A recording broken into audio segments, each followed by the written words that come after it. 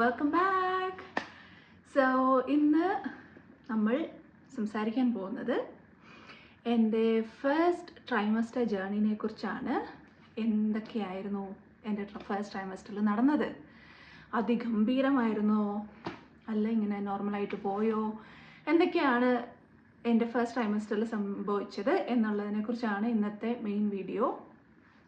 ഞാൻ ഒത്തിരി അങ്ങനെ പറഞ്ഞ് വലിച്ചു നീട്ടുന്നില്ല. സോ എൻ്റെ ഫസ്റ്റ് ട്രൈമസ്റ്റർ എന്ന് പറയുന്നത് വളരെ ഗംഭീരമായിരുന്നു. ഓക്കെ, സത്യം പറഞ്ഞാൽ ഞാൻ വളരെ നോർമലായിട്ടാണ് പോയിക്കൊണ്ടിരുന്നത്. എനിക്ക് when I got pregnant ഞാൻ ഓർത്തു എല്ലാവരെയും പോലെയും എനിക്കും ഭയങ്കര വോമിറ്റിങ്ങും ഭയങ്കര നോഷ്യസ് ആയിരിക്കും, അല്ലെങ്കിൽ എനിക്ക് ഫുഡ് അവേർഷൻസ് വരും, അങ്ങനെയൊക്കെ ഞാനിങ്ങനെ എന്തൊക്കെയോ ആലോചിച്ച് കൂട്ടിയിരുന്നു. പക്ഷേ അതിനൊക്കെ നേരെ ഓപ്പോസിറ്റായിട്ട് എനിക്ക് വന്ന കാര്യം, എൻ്റെ ഫസ്റ്റ് ട്രൈമസ്റ്റർ എന്ന് പറയുന്നത് ഭയങ്കര it was like A cake walk for me, literally. കാരണം വേറൊന്നും കൊണ്ടല്ല, എനിക്ക് ഈ പറഞ്ഞ സിംറ്റംസ് ഒന്നും ഉണ്ടായിരുന്നില്ല. എനിക്ക് ഒരു ക്രേവിങ്സ് ഉണ്ടായിട്ടില്ല, ഒരു ഫുഡ് അവേർഷൻ ഉണ്ടായിട്ടില്ല, no vomiting, I was not feeling nauseous. എനിക്ക് വേറെ ബുദ്ധിമുട്ടുകളോ ഒരു തലവേദനയോ അങ്ങനത്തെ കാര്യങ്ങളോ ഒന്നും ഉണ്ടായിട്ടില്ല. No mood swings. I didn't cry. I was so happy. I was working as normal. ഞാൻ എങ്ങനെ ബാക്കിയുള്ള ദിവസങ്ങളിൽ പോയിക്കൊണ്ടിരുന്നു അതേപോലെ അത്രയും നോർമലായിട്ടാണ് എൻ്റെ പ്രഗ്നൻസി, എൻ്റെ ഫസ്റ്റ് ട്രൈമസ്റ്റർ എന്നെ ട്രീറ്റ് ചെയ്തത്. I am so grateful and glad. എനിക്ക് എൻ്റെ ഈ ബേബി എന്നെ അധികം ട്രബിൾ ചെയ്തില്ല എന്നുള്ളത് കേട്ടോ. And thanks to my husband's DNA basically. So എനിക്ക് അത്ര ഇവൻറ്റ്ഫുൾ ആയിരുന്നില്ല എന്ന് ഞാൻ വേണമെങ്കിൽ പറയാം. പക്ഷേ ഐ എം ഗ്രേറ്റ്ഫുൾ. ഞാൻ സീരിയസ് ആയിട്ട് പറയുകയാണ്, ഞാൻ ഭയങ്കര ഗ്രേറ്റ്ഫുൾ ആണ്. കാരണം ഞാൻ ഭയങ്കര ഹൊറിബിൾ ആയിട്ടുള്ള സ്റ്റോറീസ് കേട്ടിട്ടുണ്ട് പ്രഗ്നൻസി ടൈമിൽ. എൻ്റെ ഒരു ഫ്രണ്ടിൻ്റെ വൈഫ് പ്രഗ്നൻ്റ് ആയിട്ട് she was literally on bed. എന്താ പറയുക, ആ ഫസ്റ്റ് 3 months എന്ന് പറയുന്നത് ഭയങ്കര സ്ട്രഗിളായിരുന്നു അവർക്കിങ്ങനെ ഇപ്പോഴും വോമിറ്റിങ്, അവർക്കൊന്നും ചെയ്യാൻ പറ്റത്തില്ല. She wasn't even able to get out of the bed. അത്രയും ടയേർഡായിട്ട് പാവം 6 മാസം ആയിട്ടേ ഉണ്ടായിരുന്നുള്ളൂ ഒരു ജോലിയിൽ കയറിയിട്ട്. എന്നിട്ട് because of the struggles she had to literally resign from the job. അപ്പോൾ അതൊന്ന് ആലോചിച്ച് നോക്കി, എത്ര കഷ്ടപ്പെട്ടിട്ടുണ്ടാവുമല്ലോ അവർ. അങ്ങനെയൊക്കെ വരിക എന്ന് പറഞ്ഞത്, ദൈവമേ, എനിക്ക് സത്യമായിട്ടും ഭയങ്കര ഭാഗ്യമായിരുന്നു. ഞാൻ നോർമലായിട്ട് എല്ലാ പ്രാവശ്യത്തെയും പോലെ ഐ വാസ് സ്റ്റിൽ വർക്കിംഗ്. 2 ജോലികൾ ബാക്ക് ടു ബാക്ക് ഞാൻ ജോലി ചെയ്യുന്നുണ്ടെന്ന്. ഇത്രയൊക്കെ ഞാൻ പറയുകയാണെങ്കിൽ ഒരു 1.5 months ഞാൻ നോൺ സ്റ്റോപ്പ് എന്ന് പറഞ്ഞാൽ, ഞാൻ ആസ് യൂഷ്വൽ ഞാൻ മുന്നേ പറഞ്ഞിട്ടുണ്ടല്ലോ, എനിക്ക് 2 ജോലി ഞാൻ ചെയ്യുന്നുണ്ട്. ഒരെണ്ണം എൻ്റെ ക്യാഷ്വലാണ്, ഒരെണ്ണം എൻ്റെ ഫുൾ ടൈം ജോലിയാണ്. അപ്പോൾ വീക്കെൻഡ്സിൽ ഞാൻ എങ്ങനെ ഷിഫ്റ്റുകൾ എടുത്ത് കൂട്ടുമായിരുന്നു. അതായത് വർക്ക് ചെയ്ത് 1.5 months ഒരു സിംഗിൾ ഡേ ഞാൻ ഓഫ് എടുത്തിട്ടില്ല. ഹാഫ് ഡേ യെസ്, കാരണം എനിക്ക് ഷിഫ്റ്റ് 1 o'clock സ്റ്റാർട്ട് ചെയ്യുക. 1 to 8 ആയിരുന്നു എൻ്റെ വീക്കെൻഡ് ഷിഫ്റ്റുകളെല്ലാം വരുന്നത്. സോ 1.5 months, അതും 3 days in a week ഞാൻ 12 hours വർക്ക് ചെയ്യുമായിരുന്നു. And then I was actually working 7 days a week for 1.5 months. അപ്പോൾ അത്രയും ഒരു എനർജി സ്റ്റിൽ എനിക്കുണ്ടായിരുന്നു. അത് ശരിക്കും like I said, I'm so grateful. എനിക്ക് അങ്ങനെ വർക്ക് ചെയ്യാൻ പറ്റിയതിൽ ഞാൻ ഭയങ്കര ഗ്രേറ്റ്ഫുൾ ആണ്. അപ്പോൾ എൻ്റെ പ്രഗ്നൻസി ഫസ്റ്റ് ട്രൈമസ്റ്റർ എന്ന് പറയുന്നത് ഞാൻ പറഞ്ഞല്ലോ വളരെ ഈസി ആയിരുന്നു. I didn't give a lot of trouble to Hosanna. ഞാൻ ബാക്കിയുള്ള ദിവസത്തിനെ എങ്ങനെയായിരുന്നു എനിക്ക് മൂഡ് സ്വിങ്സ് ഒക്കെ വരുന്നത്, അതിനേക്കാളൊക്കെ ഒത്തിരി ബെറ്റർ ആയിരുന്നു ഞാൻ. I didn't have any mood swings. ഞാനിങ്ങനെ ഭയങ്കര ഒരു ഹാപ്പി ഗേളായിട്ട് അങ്ങനെ നടക്കുമായിരുന്നു. എനിക്ക് ആകെ എൻ്റെ പ്രഗ്നൻസിയിൽ ഉണ്ടായിരുന്ന 2 സിംറ്റംസ് എന്ന് പറയുന്നത്, എനിക്ക് എക്സ്ട്രാ വിശപ്പുണ്ടായിരുന്നു. ഓക്കെ, ഞാൻ എക്സ്ട്രാ ഇങ്ങനെ എനിക്ക് നമുക്ക് പണ്ടൊക്കെ എന്ന് പറയുമ്പോൾ കുറച്ച് നേരം കുറച്ച് മണിക്കൂറുകളോളം ഒക്കെ, അല്ലെങ്കിൽ ഒരു ഹാഫ് ഡേ ഒക്കെ, അല്ലെങ്കിൽ ഈവനിങ് ഒരു ഫുൾ ഡേ കഴിക്കാണ്ടിരുന്നാലും ഈവനിങ് നമുക്ക് കഴിച്ചാൽ മതിയായിരുന്നു എന്നുള്ളൊരു സംഭവമൊക്കെ ഉണ്ടായിരുന്നു. പക്ഷെ അത് മാറിയിട്ട് എനിക്ക് വിശപ്പ് ഉണ്ടായിരുന്നു. അപ്പോൾ എല്ലാ ഒരു 2 to 3 hours എനിക്കിങ്ങനെ ഭക്ഷണം കഴിക്കണമായിരുന്നു. അല്ലെങ്കിൽ എനിക്ക് ഭയങ്കര ബുദ്ധിമുട്ടായിരുന്നു വയറിന്. ആ ഒരു പ്രശ്നം ഉണ്ടായിരുന്നു. പിന്നെ രണ്ടാമത്തെ കാര്യം എന്ന് പറയുന്നത് നോർമലി ഉള്ളതിനേക്കാളും ഒരു ഇത്ര എക്സ്ട്രാ ക്ഷീണമുണ്ടായിരുന്നു എനിക്ക്. Okay, I was tired. ഇത്ര എക്സ്ട്രാ മാത്രം ക്ഷീണം ഉണ്ടായിരുന്നു. അല്ലാതെ ഈ പറഞ്ഞാൽ എന്ന് വെച്ച് ഞാൻ നേരത്തെ കിടന്ന് ഉറങ്ങിയിട്ടൊന്നുമില്ല. ഞാൻ എപ്പോഴാണോ, ഞാൻ യൂഷ്വലി 10:30 11 ഉറങ്ങുന്നത്. അതേ ടൈമിൽ തന്നെയാണ് ഞാൻ ഈ ഒരു 3 months ടൈമിലും ഞാൻ ഉറങ്ങിക്കൊണ്ടിരുന്നത്. എനിക്ക് അങ്ങനെ എക്സ്ട്രാ ക്ഷീണമോ കാര്യങ്ങളോ ഒന്നും ഉണ്ടായിരുന്നില്ല. ഒത്തിരി ടയർഡായിട്ട് എന്ന് അങ്ങനെയൊന്നും പറയാനില്ല. അപ്പോൾ അത്ര അഡ്വെഞ്ചറസ് അല്ലെങ്കിൽ ഭയങ്കര ഇവൻറ്റ്ഫുൾ ആയിട്ടുള്ള ഒരു ഫസ്റ്റ് ട്രൈമസ്റ്റർ ഒന്നും ആയിരുന്നില്ല എനിക്ക്. My baby is very cooperative and not troubling me so much. അപ്പോൾ അതുകൊണ്ട് എനിക്ക് ഭയങ്കര സന്തോഷമുണ്ട്. പക്ഷെ എന്തായാലും ഫസ്റ്റ് ട്രൈമസ്റ്ററിൻ്റെ കുറേ കാര്യങ്ങൾ പറയാനാണെങ്കിൽ നമ്മൾ 4 weeks ആയപ്പോഴാണ് നമ്മൾ ഡോക്ടറിനെ കാണുന്നത്, ഫസ്റ്റ് ടൈം GPനെ കാണുന്നത്. അപ്പോൾ ഓസ്ട്രേലിയയിൽ നമ്മൾ പ്രഗ്നൻ്റ് ആണ് എന്ന് അറിഞ്ഞു കഴിയുമ്പോൾ നമ്മൾ ഫസ്റ്റ് GPയുടെ അപ്പോയിൻമെൻ്റ് ആണ് എടുക്കുന്നത്. GP എന്ന് പറയുന്നത് ജനറൽ പ്രാക്ടീഷണറാണ്. സോ നമുക്ക് ഇഷ്ടമുള്ള ഒരു GPനെ കാണാം. അപ്പോൾ അവർ നമ്മളോട് എന്തൊക്കെയാണ് ഇങ്ങനെ പറയും, ഓരോ കാര്യങ്ങൾ. ഫസ്റ്റ് ഒരു ബ്ലഡ് ടെസ്റ്റ് റിക്വസ്റ്റ് ചെയ്യും അവർ. കാരണം പ്രഗ്നൻസി അവർക്ക് കൺഫേം ചെയ്യാനായിട്ടുള്ള ബ്ലഡ് ടെസ്റ്റാണത്. അതെടുത്ത് കഴിഞ്ഞിട്ട് അവർ നമ്മളോട് പറയുന്നത് ഒരു വീക്ക് എന്താ പറയുക 8 or 9 ഒക്കെ ആകുമ്പോഴത്തേക്കും, ഒരു 8-9 ആണോ അത് വീക്ക് 6ന് ശേഷം എപ്പോഴാണെങ്കിലും നമുക്ക്, വീക്ക് 6ന് ശേഷമാണ് കേട്ടോ. ആഫ്റ്റർ വീക്ക് 6 നമുക്ക് ഫസ്റ്റ് അൾട്രാസൗണ്ടിനുള്ള റിക്വസ്റ്റ് അവർ തരും. എന്നിട്ട് ബാക്കി കാര്യങ്ങളൊക്കെ. അപ്പോൾ എൻ്റെ അൾട്രാസൗണ്ടും എല്ലാം നടന്നത്, എൻ്റെ ഫസ്റ്റ് അൾട്രാസൗണ്ട് നടന്നത് 7 weeks and 3 days ഞാൻ പ്രഗ്നൻ്റ് ആയിരുന്ന സമയത്താണ്. ആ വീഡിയോ നിങ്ങളൊന്ന് കണ്ടിട്ട് വരും കേട്ടോ. ഇത് കാണുന്ന സ്ഥലത്താണ് നമുക്ക് സ്കാനിങ് വരുന്നത്.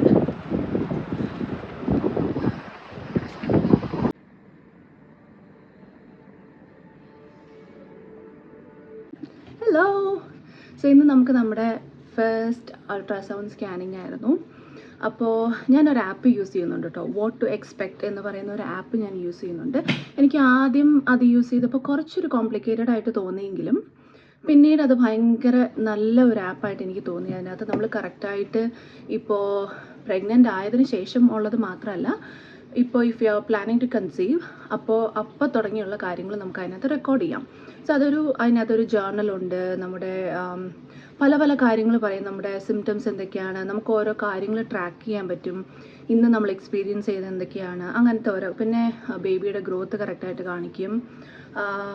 നമുക്ക്, അതായത് ആസ് എ പ്രഗ്നൻറ്റ് വുമൻ നമ്മൾക്ക് വരുന്ന മാറ്റങ്ങൾ എന്തൊക്കെയാണ്, നമ്മുടെ ബോഡി അല്ലെങ്കിൽ നമ്മുടെ മൂഡ് ഒക്കെ വരുന്ന മാറ്റങ്ങൾ എന്തൊക്കെയാണ്. അങ്ങനെ വളരെ നല്ലൊരു ആപ്പാണ് കേട്ടോ. പക്ഷെ അത് പ്രഗ്നൻ്റ് ആയിട്ടുള്ള ആൾക്കാർക്ക് മാത്രമല്ല, ഞാൻ പറഞ്ഞാൽ കൺസീവ് ചെയ്യാൻ നോക്കുന്നവർക്കും അതിനുശേഷം ഒരു 1-2 കുട്ടികളൊക്കെ ഉള്ളവർക്കും അത് യൂസ് ചെയ്യാം. ഇപ്പോൾ കുട്ടി ഉണ്ടായതിനു ശേഷമാണെങ്കിൽ ആ ബേബിയുടെ ഗ്രോത്ത് ട്രാക്ക് ചെയ്യുന്ന പോലത്തെ ഒരു ആപ്പാണ്. അത് വളരെ നല്ലൊരു ആപ്പാണ്. അപ്പോൾ അത് ഫ്രീ ആണ് തന്നെ. അതിന് സബ്സ്ക്രിപ്ഷൻസോ കാര്യങ്ങളോ ഒന്നുമില്ല. നമുക്ക് നമ്മുടെ പാർട്ട്ണറിന് വേണ്ടിയിട്ട് അത് അയച്ചു കൊടുത്ത് അവർക്ക് അതിലൊരു പാർട്ടാവാൻ പറ്റും. എന്താ നമ്മളതിനകത്ത് എഴുതുന്ന കാര്യങ്ങളും അല്ലെങ്കിൽ നമ്മളതിനകത്ത് ജേർണൽ ചെയ്യുന്ന കാര്യങ്ങളൊക്കെ അവർക്കും കാണാൻ പറ്റുന്ന പോലെ അതൊരു കമ്പൈൻഡ് ആയിട്ടുള്ള ഒരു സാധനമായിട്ട് മാറും അന്നേരം. ഓക്കെ, സോ അതിനകത്ത് ഇന്ന് 7 weeks and 2 days എന്നാണ് അവർ പറയുന്നത്. അപ്പം ഞങ്ങൾ സ്കാനിങ്ങിന് പോയി. വലിയ തിരക്കൊന്നും ഉണ്ടായിരുന്നില്ല, പെട്ടെന്ന് തന്നെ നമുക്ക് കാണാൻ പറ്റി. അപ്പോൾ നമ്മൾ നമ്മുടെ ബേബീനെ കണ്ടു. വളരെ ചെറുതാണ്, വളരെ ടൈനി എന്ന് പറഞ്ഞാൽ ജസ്റ്റ് ഇങ്ങനെ ഒരു എന്താ പറയുക, ചെറിയൊരു ഇതുപോലെ കണ്ടുള്ളൂ. നമുക്കങ്ങനെ ഹാർട്ട് ബീറ്റ് ഒന്നും കേൾക്കാറായിട്ടില്ലെന്ന് തോന്നുന്നു. ഹാർട്ട് ബീറ്റ് എല്ലാം ഉണ്ട്, സ്ട്രോങ് ആയിട്ടുണ്ട്, എല്ലാം കറക്റ്റാണ്, എല്ലാം ഓക്കെ ആണ് എന്നൊക്കെ അവർ പറഞ്ഞു. ഓക്കെ, പക്ഷേ ജസ്റ്റേഷണൽ ഏജ് വെച്ചിട്ട് 7 weeks and 3 days എന്നാണ് അവർ പറയുന്നത്. അപ്പോൾ എൻ്റെ കാൽക്കുലേഷൻ പടിയുള്ള EDD കുറച്ച് ഒരു ദിവസം മുന്നേ ആകും. അപ്പോൾ അങ്ങനെയാണ് സംഭവങ്ങൾ. എന്തായാലും ഞങ്ങൾ ഭയങ്കര ഹാപ്പി ആയിരുന്നു ബേബീനെ കണ്ടപ്പോൾ. ഞാൻ ഭയങ്കര ഇമോഷണലായി. എന്തായാലും എനിക്ക് അത് ഓഫ് കോഴ്സ് ഉണ്ടാവുമല്ലോ. I M generally an emotional person. പണ്ടൊന്നും ഇങ്ങനെ ആയിരുന്നില്ല കേട്ടോ. എൻ്റെ അറിവിൽ ഞാൻ ഓസ്ട്രേലിയയിലേക്ക് വന്നതിന് ശേഷമാണെന്ന് തോന്നുന്നു ഭയങ്കര ഇമോഷണൽ ആയത്. എന്തായാലും ഭയങ്കര ഹാപ്പിയാണ് ബേബീനെ കണ്ടതിൽ. ഇനി ഇനി നമുക്ക് അടുത്തത് ഡോക്ടേഴ്സ് അപ്പോയിൻമെൻറ്റും കാര്യങ്ങളൊക്കെ ബുക്ക് ചെയ്യാനുണ്ട്. അപ്പോൾ എന്തായാലും അതൊക്കെയായിരുന്നു ഇന്നത്തെ അപ്ഡേറ്റ്സ്. ഇനി നമുക്ക് റിസൾട്ട് അറിയണം. റിസൾട്ട് നമ്മൾ ഡോക്ടറിനെ അവർ നേരെ അയക്കില്ലേ ഉള്ളൂ. അപ്പോൾ അതുകൊണ്ട് ഡോക്ടേഴ്സ് അപ്പോയിൻമെൻറ്റ് എടുത്തതിന് ശേഷമാണ് നമുക്ക് എന്തൊക്കെയാണ് കാര്യങ്ങൾ, എന്താണ്, എങ്ങനെയാണ് ഡ്യൂ ഡേറ്റ് എന്തൊക്കെയാണെന്നുള്ള അവർ കറക്റ്റായിട്ട് നമ്മളോട് പറയത്തുള്ളൂ കേട്ടോ. So looking forward. പെട്ടെന്ന് ദിവസങ്ങൾ പോകുമെന്നറിയാം. So I am trying to enjoy as much as I can. ഞാൻ ഒത്തിരി പേര് പറയുന്നത് കേട്ടിട്ടുണ്ട്, ഇങ്ങനെ നമ്മൾ പ്രഗ്നൻ്റ് ആയിട്ടിരിക്കുമ്പോൾ ആ ടൈം അങ്ങനെ പോകുന്നത് നമ്മൾ അറിയത്തില്ല, ചടപടേന്ന് ആ 9 മാസം അങ്ങനെ പോകുമെന്ന് പറഞ്ഞു കേട്ടിട്ടുണ്ട്. അപ്പം അതുകൊണ്ട് yes, I M kind of enjoying. എനിക്ക് ഇതുവരെ അങ്ങനെ പ്രശ്നങ്ങളോ കാര്യങ്ങളോ ഒന്നും വന്നിട്ടില്ല. But it's only 7 weeks now. So I M looking forward. എനിക്ക് എന്തെങ്കിലും കാര്യമായ മോർണിംഗ് സിക്നസ്സോ കാര്യങ്ങളൊക്കെ വരുമോ എന്ന് ഞാനിങ്ങനെ ഓരോ ദിവസം എഴുന്നേൽക്കുമ്പോൾ ഇങ്ങനെ നോക്കിക്കൊണ്ടിരിക്കുകയാണ്. ഇതുവരെ ഒന്നും സംഭവിച്ചിട്ടില്ല. ഇനിയുണ്ടല്ലോ നമുക്ക് ഫസ്റ്റ് ട്രൈമസ്റ്റർ തീരാനായിട്ട്, നമുക്ക് ഇനി കുറച്ചും കൂടെയൊക്കെ വീക്സ് ഉണ്ട്. So let's see. ഞാൻ ഇനി പയ്യെ ഓരോ കാര്യങ്ങൾ അപ്ഡേറ്റ് ചെയ്യുന്നതായിരിക്കും കേട്ടോ. ബൈ. അങ്ങനെ 7 weeks and 3 days നമ്മൾ ബേബീനെ കണ്ടു. അപ്പം നമ്മൾ ഹാർട്ട് ബീറ്റ് കേട്ടിട്ടില്ലായിരുന്നു അന്നേരം, കാരണം അപ്പോൾ അത്ര ടൈം ആയിട്ടില്ലായിരുന്നു. ഓക്കെ, ഈവൻ ദോ ഹാർട്ട് ബീറ്റൊക്കെ ഡെവലപ്പ് ആയിട്ടുണ്ടെങ്കിലും ബേബീനെ കാണാൻ മാത്രമുള്ളൊരു അത്രയും നമ്മളായിട്ടില്ല. ഇത്രയും ഉണ്ടായിരുന്നുള്ളൊരു എന്താ പറയുക, ഒരു ഗ്രീൻ പീസിൻ്റെ സൈസേ ഉണ്ടായിരുന്നുള്ളൂ ബേബി അന്നേരം. പക്ഷേ ഐ വാസ് സോ ഹാപ്പി കണ്ടതിൽ. നമ്മുടെ ഫസ്റ്റ് ടൈം എക്സ്പീരിയൻസ് അല്ലേ, അപ്പോൾ അങ്ങനെ കാണുന്നതിലൊക്കെ നമുക്ക് ഭയങ്കര സന്തോഷമായിരുന്നു ഞങ്ങൾക്ക് രണ്ടുപേർക്കും. അതിനുശേഷം ആക്ച്വലി ഞാൻ ആദ്യം കണ്ട GPനെ അല്ല സെക്കൻഡ് ടൈം കണ്ടത്. അതിന് കാരണം എന്താണെന്ന് വെച്ചാൽ, നമ്മളിവിടെ അൾട്രാസൗണ്ടിനും പിന്നെ അങ്ങനത്തെ കാര്യങ്ങൾക്കും എല്ലാം ഔട്ട് ഓഫ് പോക്കറ്റാണ്. അതായത് നമ്മൾ തന്നെ പൈസ കൊടുത്ത് ചെയ്യണം. കാര്യം നമുക്ക് മെഡിക്കെയറിൻ്റെ കാർഡ്, മെഡിക്കെയർ എന്ന് പറയുന്നത് ഇവിടുത്തെ ഹെൽത്ത് കെയർ കാർഡാണ്. ആ കാർഡ് നമ്മളിവിടെ പെർമനൻറ്റ് റെസിഡൻസ് ആണ്. ആ കാർഡ് നമുക്കുണ്ടെങ്കിലും ഇപ്പോൾ ഒരു എനിക്ക് തോന്നുന്നു 1 year മുന്നേ ആണെന്ന് തോന്നുന്നു അവർ ആ റൂള് മാറ്റിയത്. നമ്മൾ അൾട്രാസൗണ്ട് സ്കാനിങ്ങിന് അങ്ങനത്തെ കാര്യങ്ങൾക്കെല്ലാം നമ്മുടെ കയ്യിൽ നിന്ന് പൈസ നമ്മൾ കൊടുക്കണം. പിന്നെ ചില GPകൾ മാത്രമാണ് ബൾക്ക് ബില്ലിങ് ചെയ്യുള്ളൂ. യൂഷ്വലി പണ്ടൊക്കെ എല്ലാതും ബൾക്ക് ബില്ലിങ് ആയിരുന്നു, ഇപ്പം അങ്ങനെ അല്ല. അപ്പോൾ ചില കാര്യങ്ങൾക്ക് മാത്രമാണ് അവർ ബൾക്ക് ബില്ലിങ് ചെയ്യുള്ളൂ. അപ്പോൾ ഞാൻ ഏറ്റവും ആദ്യം കണ്ടിരുന്ന GP ബൾക്ക് ബില്ലിങ് ചെയ്യുന്നില്ലായിരുന്നു. അപ്പോൾ അതുകൊണ്ട് ഞാൻ വേറെ ഒരു GPനെ കണ്ടുപിടിച്ച് ബൾക്ക് ബില്ലിങ് ചെയ്യുന്ന, ബൾക്ക് ബില്ലിംഗ് എന്ന് പറയുമ്പോൾ നമ്മുടെ കയ്യിൽ നിന്ന് നമ്മൾ പൈസ കൊടുക്കണ്ട. അപ്പോൾ അറ്റ്ലീസ്റ്റ് ആ GPനെ കാണുന്നതിന് മാത്രം നമ്മൾ പൈസ കൊടുക്കണ്ട. ബട്ട് സ്റ്റിൽ നമ്മൾ സ്കാനിങ് ഒക്കെ ചെയ്യുന്നതിന് നമ്മുടെ കയ്യിൽ നിന്ന് പൈസ കൊടുക്കണം. അപ്പോൾ അതുകൊണ്ട് ഞാൻ അങ്ങനെ വേറെ ഒരു GPനെ കണ്ടുപിടിച്ചു കേട്ടോ. അപ്പോൾ എൻ്റെ റിസൾട്ടൊക്കെ ബ്ലഡ് ടെസ്റ്റിൻ്റെ റിസൾട്ടും എൻ്റെ ഫസ്റ്റ് അൾട്രാസൗണ്ടിൻ്റെ റിസൾട്ടും ഞാൻ ആ GPക്ക് ഇങ്ങോട്ട് സെൻഡ് ചെയ്യണമെന്ന് അവരോട് റിക്വസ്റ്റ് ചെയ്തിരുന്നു. അതിനനുസരിച്ച് അവരത് ചെയ്തു. പിന്നെ എനിക്ക് ആ GPനെ വിസിറ്റ് ചെയ്തപ്പം പുള്ളിക്കാരി ഇങ്ങനെ പറഞ്ഞു, ഓക്കെ 7 weeks and 3 days ആയിട്ടുള്ളൂ, അങ്ങനെ നമുക്ക് കുറേ ഫീഡ്ബാക്കും കാര്യങ്ങളൊക്കെ തരും, എല്ലാം ഹെൽത്തിയാണ്, ബേബിയുടെ ഗ്രോത്ത് കറക്റ്റാണ്. എനിക്ക് ഡ്യൂ ഡേറ്റ് പറഞ്ഞു തന്നു, ഇന്ന ദിവസമായിരിക്കും ഡ്യൂ ഡേറ്റ് എന്നൊക്കെ പറഞ്ഞു. അതിനുശേഷം എന്നോട് പ്രത്യേകിച്ച് അങ്ങനെ വേറെ കാര്യങ്ങളൊന്നും പറഞ്ഞിട്ടില്ല. ഇവിടെ കൂടുതലും അങ്ങനെയൊക്കെയാണ്, നമ്മുടെ നാട്ടിലെ പോലെ അമ്മമാരുടെ വെയിറ്റ് ചെക്ക് ചെയ്യൽ അല്ലെങ്കിൽ അങ്ങനത്തെ ബേസിക് കാര്യങ്ങളൊന്നും ഇവിടെ ചെയ്യാറില്ല അവർ.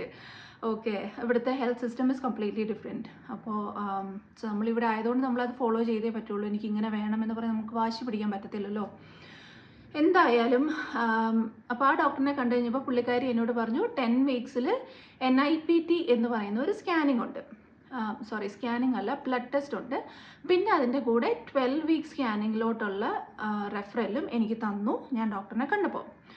അപ്പോൾ NIPT സ്കാനിങ്ങിൽ എന്താ സംഭവിച്ചതെന്ന് ചോദിച്ചാൽ, എനിക്ക് സത്യം പറഞ്ഞാൽ അറിയത്തില്ലായിരുന്നു ഈ ബ്ലഡ് ടെസ്റ്റാണ് നമ്മൾ ആദ്യം ചെയ്യേണ്ടത്, അതിനുശേഷമാണ് 12 weeks സ്കാനിങ് വരുന്നതെന്ന് എനിക്കറിയത്തില്ലായിരുന്നു. ഞാൻ വിചാരിച്ചത് ഇത് രണ്ടും ഒരുമിച്ച് നടക്കും, അല്ലെങ്കിൽ ഇന്നൊന്ന് ചെയ്തിട്ട് നാളെ അടുത്തത് ചെയ്യാം എന്നാണ് ഞാൻ വിചാരിച്ചത്. പക്ഷേ പിന്നീട് ഞാൻ ഗൂഗിൾ ചെയ്ത് നോക്കുമ്പോഴാണ് അറിയുന്നത് ഈ NIPT ബ്ലഡ് ടെസ്റ്റ് വെച്ചിട്ട് വേണം അതിൻ്റെ റിസൾട്ട് കിട്ടാൻ ഒരു 1.5 weeks എടുക്കും.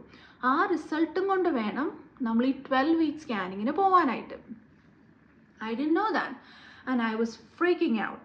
ഞാനിങ്ങനെ കാരണം ഞാൻ ഇന്ന് ബ്ലഡ് ടെസ്റ്റ് ബുക്ക് ചെയ്തിട്ട് നാളെയാണ് ഞാൻ സ്കാനിങ് ബുക്ക് ചെയ്തത്. അപ്പോൾ എനിക്ക് ഓഫ് കോഴ്സ് ഞാൻ ഭയങ്കര ടെൻഷനിലായിരുന്നു. അപ്പോൾ ഇവർ ഇനി സ്കാൻ ചെയ്യാൻ പറ്റില്ല എന്ന് പറയും. അതും സ്കാനിങ്ങിന് ഞാൻ വിളിച്ച് ചോദിക്കുന്നിടത്ത് എല്ലായിടത്തും അവർ 2 വീക്സിലോട്ടുള്ളതൊക്കെ ബുക്ക് ചെയ്ത് വെച്ചിരിക്കുകയാണ്. ഐ വാസ് ഓൾറെഡി ലൈക്ക് എപ്പോൾ 10 വീക്സ് എന്തോ ആയിരുന്നു ആ സമയത്ത്. അപ്പോൾ 12th വീക്കിൽ സ്കാൻ ആ വീക്കിൽ തന്നെ നടക്കണ്ടേ. അപ്പോൾ അങ്ങനെ ഭയങ്കര ഞാൻ ഇച്ചിരി അധികം ആ ഒരു സമയത്ത് ടെൻഷൻ അടിച്ചിരുന്നു.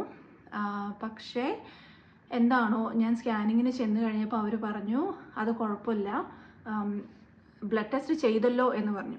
ഞാൻ പറഞ്ഞു ചെയ്തു, ഓക്കെ കുഴപ്പമില്ല. കാരണം ബേസിക്കലി GPയുടെ റോളാണ് ഈ ബ്ലഡ് ടെസ്റ്റിൻ്റെ റിസൾട്ടും ഈ സ്കാനിങ്ങിൻ്റെ റിസൾട്ടും ഒന്നിച്ച് വെച്ച് നോക്കി കാര്യങ്ങൾ നമ്മളോട് പറയാന്നുള്ളത്. അപ്പോൾ ഈ NIPT എന്ന് പറയുന്ന ടെസ്റ്റ് എന്താണെന്ന് ചോദിച്ചാൽ ഭയങ്കര എക്സ്പെൻസീവ് ആയിട്ടുള്ളൊരു ടെസ്റ്റാണ്. അതൊരു $500 ആണ്. ജസ്റ്റ് കുറച്ച് ബ്ലഡ് എടുക്കുന്നതിനാണ്. പക്ഷേ അതിൽ നമ്മുടെ കുട്ടിക്ക് എന്തെങ്കിലും ക്രോമസോമൽ ഡിസബിലിറ്റീസ് ഒക്കെ ഉണ്ടോ, അല്ലെങ്കിൽ ഈ ഡൗൺ സിൻഡ്രോം പോലത്തെ കാര്യങ്ങളൊക്കെ ഉണ്ടോ എന്നറിയാൻ വേണ്ടിയിട്ട് അവർ നടത്തുന്ന ഒരു ടെസ്റ്റാണ്. അപ്പോൾ എന്നോട് ഡോക്ടർ ചോദിച്ചിരുന്നു, ഈ ബ്ലഡ് ടെസ്റ്റ് എടുക്കുമ്പോൾ you'll get to know the gender, would you like to know the gender of the baby? അപ്പോൾ ഞാൻ പറഞ്ഞു യെസ് ഓഫ് കോഴ്സ്. അപ്പോൾ അതിൻ്റെ റിസൾട്ടും കൂടെ നമുക്ക് കിട്ടും എന്നുള്ള രീതിയിൽ ഞാനത് അങ്ങനെ റിക്വസ്റ്റ് ചെയ്തിരുന്നു. അപ്പോൾ നമ്മൾ ആ ടെസ്റ്റിന് ബ്ലഡ് ടെസ്റ്റിന് പോകുന്നു, ജസ്റ്റ് ബ്ലഡ് ടെസ്റ്റ് എടുക്കുന്നു, ഞാനിങ്ങനെ വിളിച്ച് ചോദിക്കുന്നു റിസൾട്ട് അറിയോ ഇല്ലയോ എന്നൊക്കെ. അപ്പോൾ ഇവർ എന്തൊക്കെയോ കണ്ടൻറ്റൊക്കെ വെച്ചിട്ടാണ് ഇവർ നോക്കുന്നത്. എങ്ങനെയാണ് എനിക്ക് അത്ര ക്ലിയർ ആയിട്ട് അതിനെക്കുറിച്ച് അറിയത്തില്ല. പക്ഷേ it's just a blood test to know whether the baby has any kind of down സിൻഡ്രോമോ അങ്ങനെ ഈ ക്രോമസോമൽ ഡിസബിലിറ്റീസ് ഉണ്ടോ എന്നറിയാൻ വേണ്ടിയിട്ടാണ് NIPT എന്ന് പറയുന്ന ടെസ്റ്റ് നമ്മൾ നടത്തുന്നത്. അപ്പോൾ 12 വീക്ക് സ്കാനിങ്ങിന് പോകുമ്പോൾ ഈ ബ്ലഡ് ടെസ്റ്റിന് റിസൾട്ട് കിട്ടുമ്പോൾ അതിനകത്ത് അറിയാം okay whether it's A positive or negative എന്ന്. അപ്പോൾ ഈ 12 വീക്ക് സ്കാനിങ്ങിൽ ഇവർ മെയിനായിട്ട് നമ്മുടെ ചെക്ക് ചെയ്യുന്നത് എന്തൊക്കെയാണെന്ന് ചോദിച്ചാൽ മൂക്കിൻ്റെ പാലം. ഈ മൂക്കിൻ്റെ പാലം കുട്ടിയിൽ ഉണ്ടോ, ബേബിയിൽ മൂക്കിൻ്റെ പാലം ഉണ്ടോ, പിന്നെ ഈ കഴുത്തിന് പുറകിൽ എന്തോ ഒരു ഫ്ലൂയിഡിൻ്റെ ഒരു എമൗണ്ട് അവർ ചെക്ക് ചെയ്യും. അപ്പോൾ അതിനും എത്രയാണ് 1.somethingനും അങ്ങനെ എന്തോ ഒരു ഫ്രെയിം ഉണ്ട് അവർ പറയുന്നത്. അതിന് നടുവിൽ വേണം ആ ലിക്വിഡിൻ്റെ എമൗണ്ട് ഉണ്ടാവാനായിട്ട്, അല്ലെങ്കിൽ കുട്ടിക്ക് ഡൗൺ സിൻഡ്രോം ഉണ്ട് എന്നാണ് അവർ പറയുന്നത്. ആൻഡ് ഓസ്ട്രേലിയയിൽ വേറൊരു പ്രത്യേകത എന്താണെന്ന് വെച്ചാൽ ഇവിടെയുള്ള ആൾക്കാരുടെ പൊതുവെ ഒരു ജീൻ എങ്ങനെയാണെന്ന് വെച്ചാൽ അവർ ഭയങ്കര ഹൈറ്റുള്ള ആൾക്കാരാണ്. നമ്മൾ ഇന്ത്യൻസിനേക്കാളും ഭയങ്കര ഹൈറ്റുള്ളവരാണ്, അത്യാവശ്യം പൊക്കവും ഒക്കെ ഉള്ളവരാണ്, നല്ല ഇങ്ങനെയുള്ള ആൾക്കാരാണ്. അപ്പോൾ നമ്മുടെ ജീൻ അനുസരിച്ച് നമ്മുടെ മൂക്കിനൊക്കെ നീളക്കുറവായിരിക്കുമല്ലോ. അപ്പോൾ ചിലപ്പോൾ അവർ പറയും ഡൗൺ സിൻഡ്രോം ആണ്, അല്ലെ അങ്ങനെയൊക്കെ അവർ ചിലപ്പോൾ പറഞ്ഞു കളയും. ആ സ്കാനിങ്ങിലൊക്കെ അവർ അങ്ങനെയൊക്കെ ചിലപ്പം പറയാൻ സാധ്യതയുണ്ട്. പക്ഷെ അത് കേട്ട് നമ്മൾ അത്ര പേടിക്കേണ്ട ആവശ്യമില്ല കേട്ടോ, അത് ചിലപ്പോൾ അങ്ങനെ തെറ്റായിട്ട് കൂടെ വരാം. അപ്പോൾ എന്തായാലും അതൊക്കെയാണ് അവർ 12 വീക്ക് സ്കാനിങ്ങിൽ നോക്കുന്നത്. 12 വീക്ക് സ്കാനിങ്ങിൽ നമുക്ക് ഫസ്റ്റായിട്ട് ബേബിയുടെ ഹാർട്ട് ബീറ്റ് കേൾക്കാൻ പറ്റി. I was so excited. I think the baby is a girl. I've looked through the ultrasound.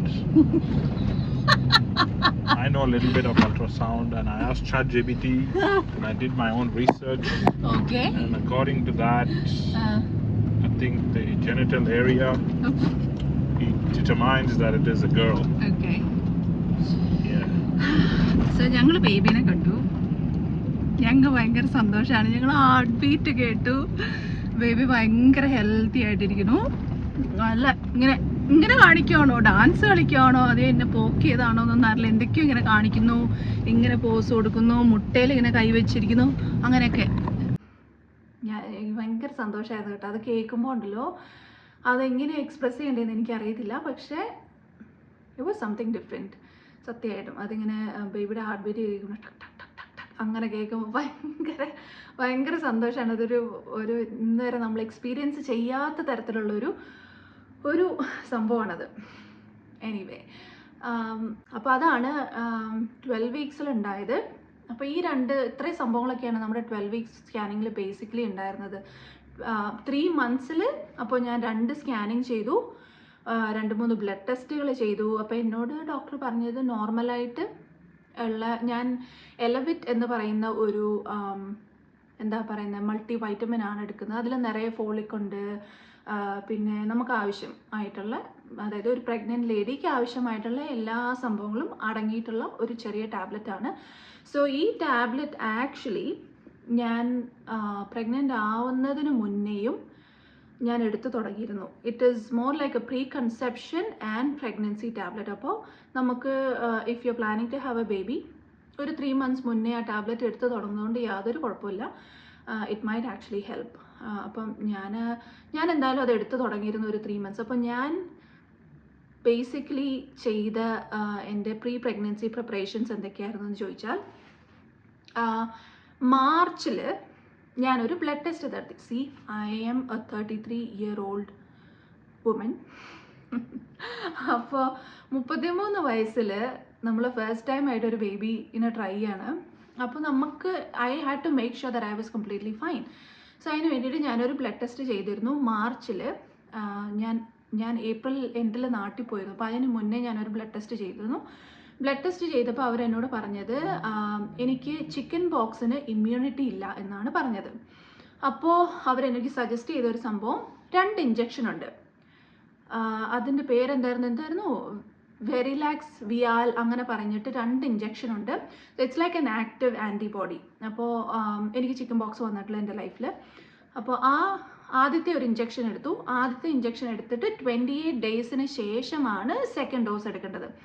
അപ്പോൾ ആദ്യത്തേത് മാർച്ചിലെടുത്തു. 28 ഡേയ്സിന് ശേഷം ഞാൻ എൻ്റെ സെക്കൻഡ് ഡോസ് എടുത്തു. പക്ഷേ ആ ഒരു ടൈമിൽ നമ്മൾ കൺസീവ് ചെയ്യാൻ പാടില്ല. കാരണം ലൈക്ക് ഐ സെഡ്, ഇതൊരു ലൈവ് ആയിട്ടുള്ളൊരു ഇഞ്ചക്ഷനാണ്.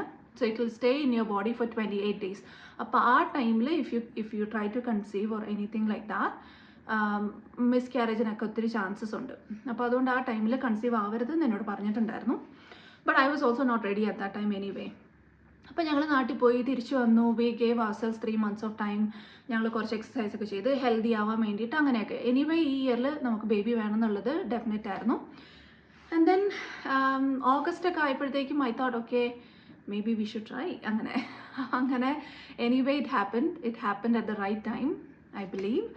സോ അതായിരുന്നു എൻ്റെ പ്രീ പ്രിപ്പറേഷൻസ് കേട്ടോ. അപ്പം നന്നായിട്ട് വർക്കൗട്ട് ചെയ്യുക, നല്ല ഹെൽത്തി ആയിട്ടുള്ള ഫുഡ് കഴിക്കുക, ജങ്ക് ഫുഡും ഈ സോഫ്റ്റ് ഡ്രിങ്ക്സ് ഒക്കെ ഒത്തിരി ഒഴിവാക്കുക, അങ്ങനത്തെ മധുരമൊക്കെ കുറയ്ക്കുക, അങ്ങനത്തെ കുറേ കാര്യങ്ങളൊക്കെ ശ്രദ്ധിക്കുക എല്ലാവരും. അപ്പോൾ ഇതൊക്കെയായിരുന്നു എൻ്റെ പ്രീ പ്രഗ്നൻസി പ്ലാൻ. ഇത്രയേ ഉള്ളൂ സത്യമായിട്ട് ഞാൻ പ്രീ പ്രഗ്നൻസിക്ക് വേണ്ടി പ്ലാൻ ചെയ്തത്. And I started taking elevate. അത്രയേ ഉള്ളൂ. അപ്പോൾ ആ എലവേറ്റ് തന്നെയാണ് ഞാൻ ഇപ്പോഴും കണ്ടിന്യൂ ചെയ്തുകൊണ്ട് പോകുന്നത്. കാരണം നോർമലി പ്രഗ്നൻസിയിൽ കാണുന്നത് അത്ര ഒരു എന്താ പറയുക ഡെഫിഷ്യൻസീസ് ഒന്നും എനിക്കില്ല. My vitamin D is all good, iron amount എല്ലാം കറക്റ്റാണ്, എൻ്റെ ബ്ലഡ് ഹീമോഗ്ലോബിൻ എല്ലാം ഓക്കെ ആയിട്ട് പോകുന്നു. അതാണ് ഞാൻ പറഞ്ഞത്. I have a smooth pregnancy of my first trimester and I'm looking forward to my second trimester. വലിയ ബുദ്ധിമുട്ടൊന്നുമില്ലാതെ ഇങ്ങനെ തന്നെ അങ്ങ് പോട്ടെ അവസാനം വരെ എന്നേ ഞാൻ പ്രാർത്ഥിക്കുന്നുള്ളൂ. Let's see how it goes. And ഞാൻ ഇനി അടുത്ത ഒരു സെക്കൻഡ് ട്രൈമസ്റ്റർ വീഡിയോ ആയിട്ട് വീണ്ടും കാണാം.